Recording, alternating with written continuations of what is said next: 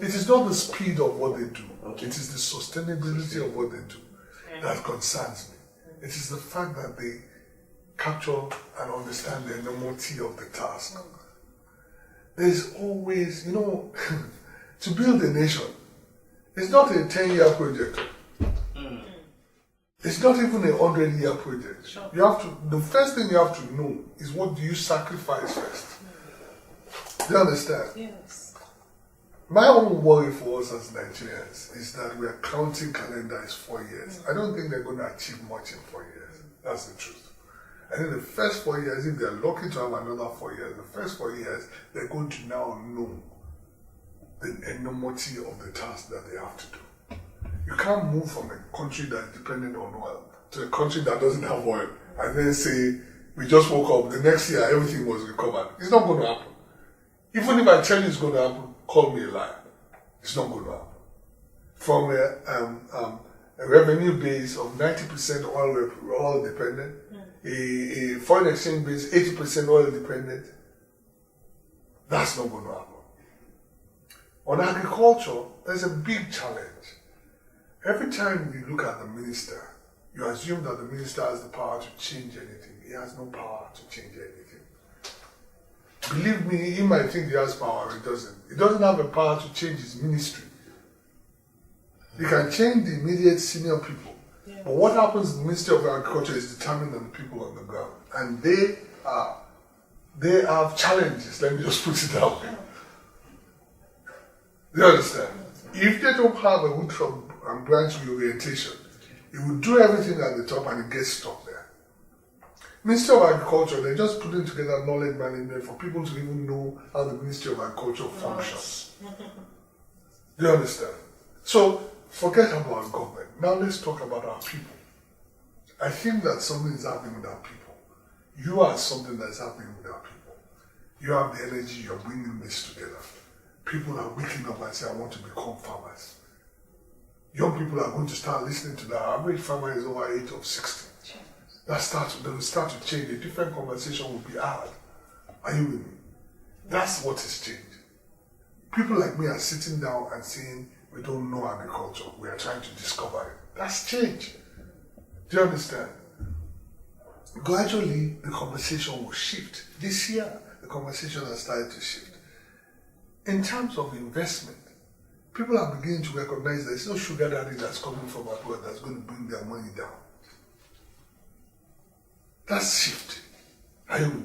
Yes. People are recognizing that agriculture is the most significant thing we can do in this country. That's shifting. Even the Niger Delta, where people used to shout oil, they're talking about agriculture. Don't you know that? Back to farming. They're talking about fishing, farming. You understand? That is happening. You start the intangibles before you get to the tangibles. By the time you start to see the tangibles, it's too late. It's like watching a super tanker turn. You don't think it's moving at all. You are the last person to know he has moved at all. But it's moving all the time. So, we have a challenge in agriculture. And I don't think, as much as I love the minister and I truly love him, I don't think that one of the things that emanated from the Prime Minister's office is captures it. We cannot set a target for exporting rice. That's a meaningless target. We cannot focus on building large mills. That's a meaningless target. We are a country who is founded on the informal sector. It means that we're a small business and micro business country to create the business capacity for those people to become formalized and capable. That means we need to create cottage industries. And we don't choose rice where Thailand, yes, they have a drought at the moment, has dominated us. And we're importing rice. And say by 2018 or something, we're going to be exporting rice. Even if we export it, who's going to buy from us? You understand? We should be talking about cassava.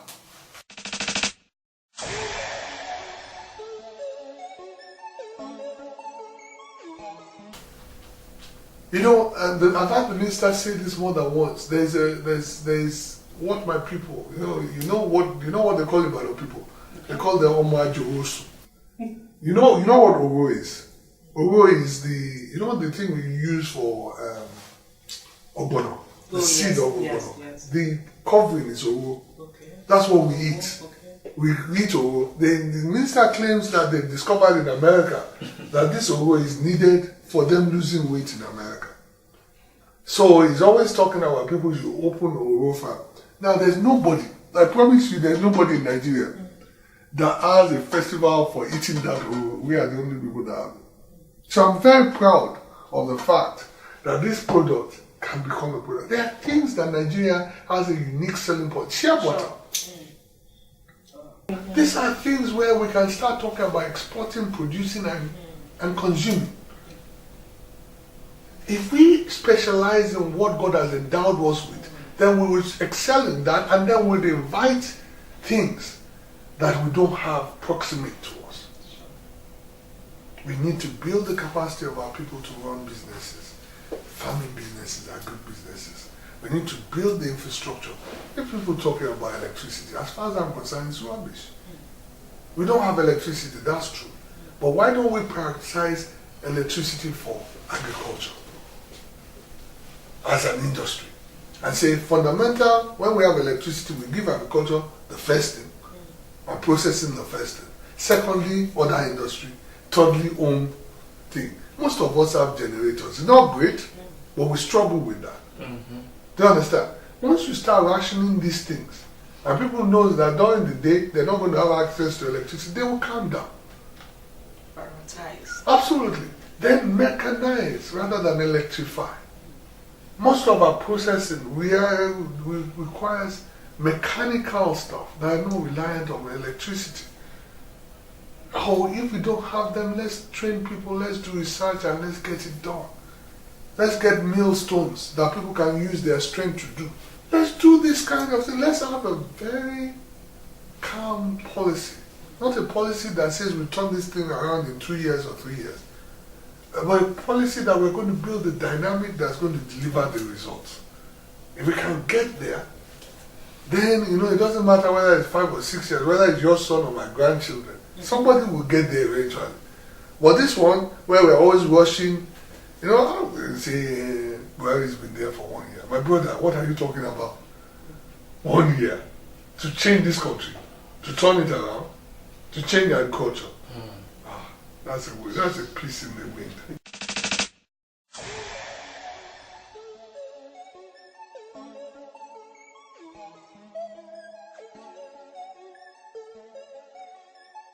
Banking. Sure. What these people do is not banking, it's round tripping, it's bullshitting, it's scraping. My father used to be a banker. Okay. My father was the MD of Cooperative Bank at some stage. But Cooperative Bank was built on the back of cocoa farmers. The bank built by farmers with the support of Western region. It is Cooperative Bank, the Mines and Affordable Bank, that led to Sky Bank. So work that one out. How many of these people can say my family is based on the back of farmers? There you are. They're not interested. They don't have the time frame for what you're talking about. Somebody who lends you money, precisely the person who lends you money today and starts to stay for your domots the next day, say, where's my money? That's why they're calculating 20%, 30% now. Because they've not done their due diligence on who it is they're borrowing money to, why it is they're borrowing money, and they're expecting government to guarantee it. Banking is about risk. It's about calculated risk. It's about managed risk. It's about investment in your own people. It's about investment in your own country. It's about investment in your own market. Do they do that? They don't. So the coercive influence of driving a Maserati car and all of the BMW and all Owambe is in their head. Egos blind everybody. The reality is that the government has to help to build cooperatives. Cooperatives have to start talking about how they raise money. And you'll be surprised that they will get support from outside, not inside. But if you're going to talk to these guys in Lagos, look at it, we're 20, well, okay, let me be generous. Let's say 40% banked in this country. Is that a rational thing? How many bank accounts do you think I have? I have about 4 or 5. Why do I need that? But they will send a beautiful girl. She will sit down in my doorstep. You say account. She will cry if I don't. And then I was okay, give me bank account, let me sign it. I don't need the bank account. Yet, there are farmers all over this country that don't have a bank account. That's how you know that people are mad. They're sick. So what the minister is saying is fundamental. But so far, if you speak with bankers, they are saying he does not have any power to do anything. No, of course he doesn't have any power to do anything. Government can have power, then they say Buhari is a dictator and that he's killing them and that they should go and devalue the naira first. They're embarrassing themselves. Because someday their children is going to look back at the comments they make and say, my dad said this. This country is going to survive, it's going to excel. Sure. It's not going to be dependent on that. And the bankers that are going to do well are the ones that recognize that they're either on the side of the people or they're on the other side of the equation. They are trying to be like the Oyibo people. They are trying to copy the Chase Manhattan and all of these people. So America is a prisoner of its own banks. They are making Nigeria big. But luckily for us, Nigeria has always had this war between the formal and the informal.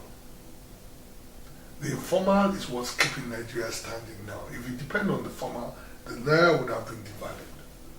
The reason why Buhari, he doesn't know it himself, but the reason why Buhari can say I'm not going to devalue is because there's a system that is working that's not dependent on the formal system. If you listen to people on the formal system, we have been wiped out long time.